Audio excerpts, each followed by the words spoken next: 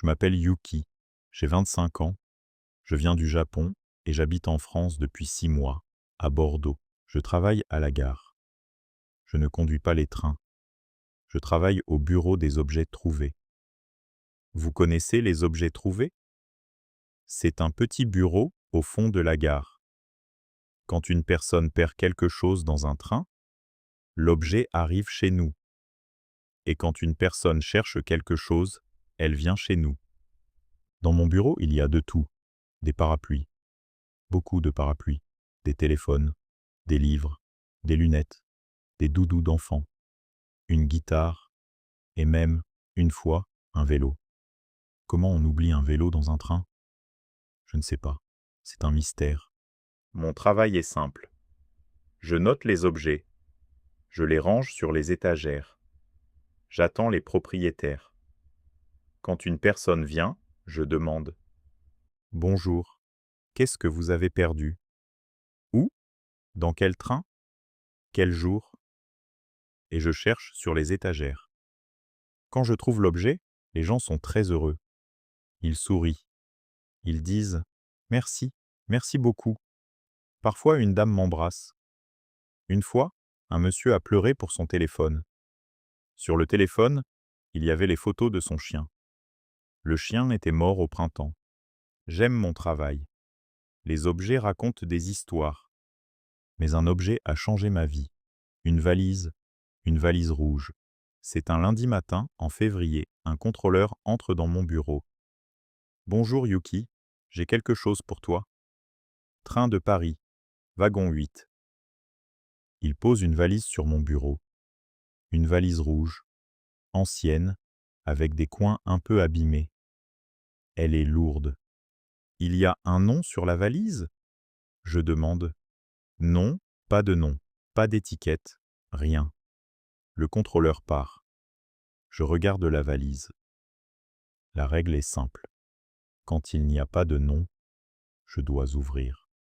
Je dois chercher une information, un nom, une adresse, un numéro de téléphone. J'ouvre la valise rouge, et là je comprends que cette valise est spéciale. Dedans, il n'y a pas de vêtements. Il n'y a pas de chaussures.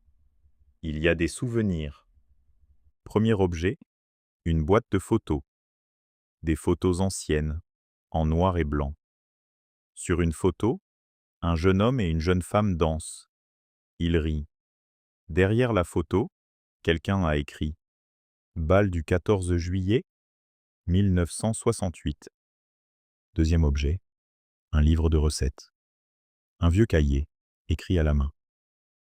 Gâteau au chocolat de maman. Soupe de Nadia. Confiture d'abricot. Juillet. Il y a des taches sur les pages. Des taches de cuisine. Ce cahier a beaucoup travaillé. Troisième objet, un dessin d'enfant. Un dessin avec 3 personnages.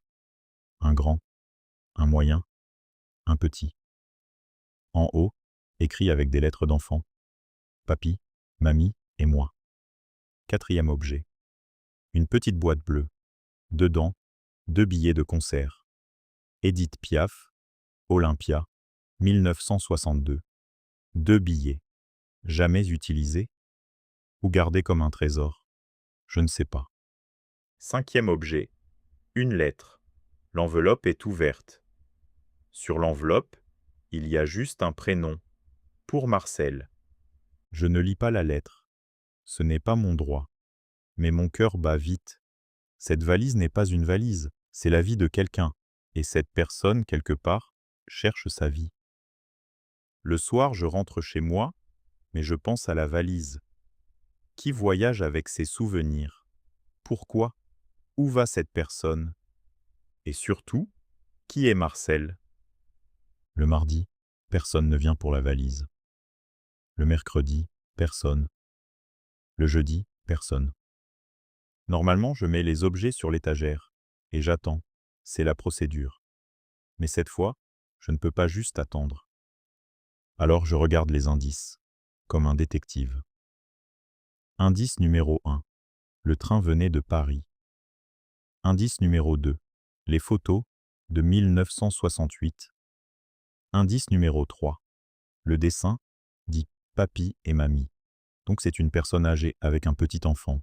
Indice numéro 4, la lettre pour Marcel. Vendredi matin, une idée arrive.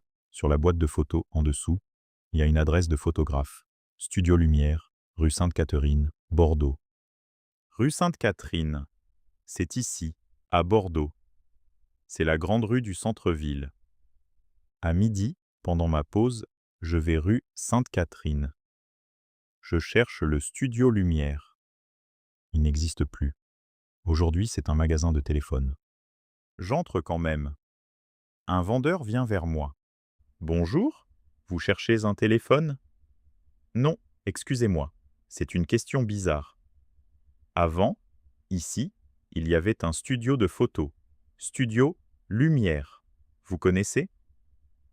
Le vendeur est jeune, il ne sait pas.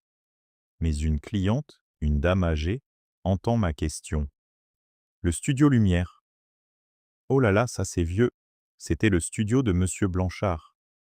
Il a fermé il y a longtemps. Vous savez où est Monsieur Blanchard aujourd'hui? Il est mort, ma pauvre. Mais sa fille tient la librairie juste en face. En face, il y a une petite librairie. J'entre. Une femme d'environ 60 ans est derrière le comptoir.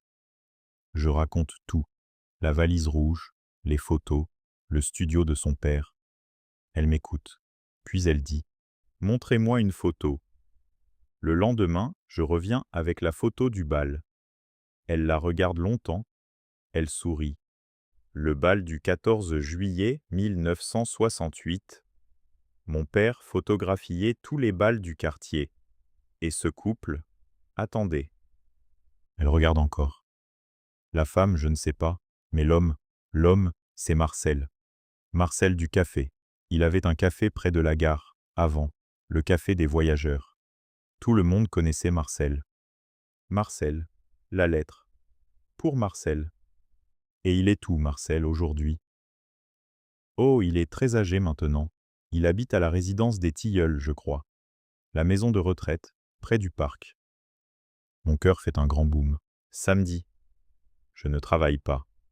Je prends la valise rouge et je vais à la résidence des Tilleuls. À l'accueil, une infirmière me reçoit. Bonjour, je cherche un monsieur qui s'appelle Marcel.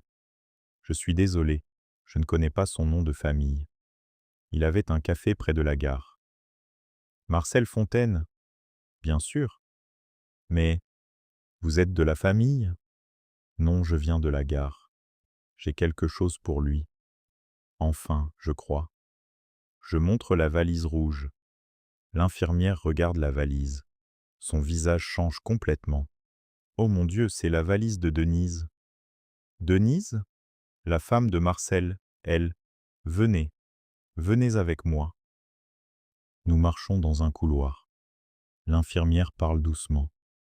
Denise est morte il y a 2 semaines. Marcel et elle étaient mariés depuis 56 ans. Après, la famille a vidé leur appartement de Paris. Le fils a pris le train dimanche dernier pour apporter des affaires à Marcel. Il a perdu une valise dans le train, il était détruit. Il a appelé partout. Elle s'arrête devant une porte. Cette valise, mademoiselle, ce sont les souvenirs de Denise, tout ce qui reste. Elle frappe à la porte. Dans la chambre, il y a un très vieux monsieur dans un fauteuil, près de la fenêtre. Il regarde le parc. Il a un visage doux et fatigué. Marcel, vous avez une visite. Marcel tourne la tête. Il me regarde. Il ne me connaît pas. Puis, il regarde la valise. Et son visage. Je ne peux pas décrire son visage. C'est le soleil et la pluie en même temps. La valise de Denise, il dit. Sa voix tremble. La valise rouge de Denise. Je pose la valise sur la table. Il l'ouvre lentement, avec ses mains âgées. Il touche la boîte de photos, il touche le cahier de recettes. Son gâteau au chocolat, personne ne fait le gâteau comme elle. Il prend le dessin d'enfant. C'est Théo, notre petit-fils. Il a fait ça à 5 ans. Denise l'a gardé pendant 20 ans. Puis il trouve la petite boîte bleue, les billets de concert, et là il rit. Un petit rire, avec des larmes dedans. Édith Piaf, 1962. J'ai acheté ces billets pour notre premier rendez-vous. Et le jour du concert, Denise était malade. Une grosse grippe. On n'est jamais allé au concert. Alors j'ai gardé les billets et j'ai dit « Ce n'est pas grave, on a toute la vie ». Il regarde par la fenêtre. On a eu toute la vie, c'est vrai. Enfin, il voit la lettre. Pour Marcel. Ça, je ne connais pas ça. Il ouvre la lettre, il lit, je ne vois pas les mots, et je ne veux pas les voir. C'est sa lettre. Il lit pendant longtemps. 2 pages, lues très lentement. À la fin, il ferme les yeux. Il tient la lettre contre lui. Elle a écrit ça à l'hôpital. Il dit doucement. Pour après. Nous restons en silence. Dehors, dans le parc, des oiseaux chantent. Puis Marcel me regarde. « Comment vous vous appelez, mademoiselle ?»« Yuki. Je travaille aux objets trouvés, à la gare. »« Yuki. » Il répète mon prénom. « Vous ne travaillez pas aux objets trouvés, Yuki. Vous travaillez aux personnes retrouvées. » Je reste 1 heure avec Marcel. Il me montre les photos, une par une. Il me raconte. Le bal de 1968. Le café des voyageurs. Denise derrière le comptoir, qui chantait avec la radio. « Vous reviendrez ?» Il demande quand je pars. « Oui, dimanche prochain. Je vous ferai goûter le gâteau au chocolat. La recette est là, maintenant. » Aujourd'hui, 6 mois ont passé. Je vais chez Marcel presque tous les dimanches. Nous faisons les recettes du cahier de Denise, dans la petite cuisine de la résidence. Son fils vient parfois. Théo, le petit-fils du dessin, a 25 ans maintenant comme moi. Il dit que je fais partie de la famille. Le gâteau au chocolat de Denise est le meilleur gâteau de ma vie. À la gare, je regarde les objets différemment maintenant.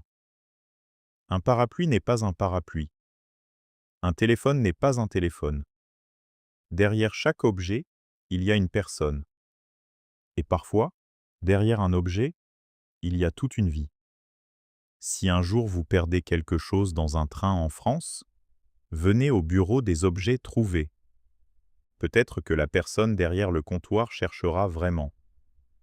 Peut-être que cette personne, ce sera moi.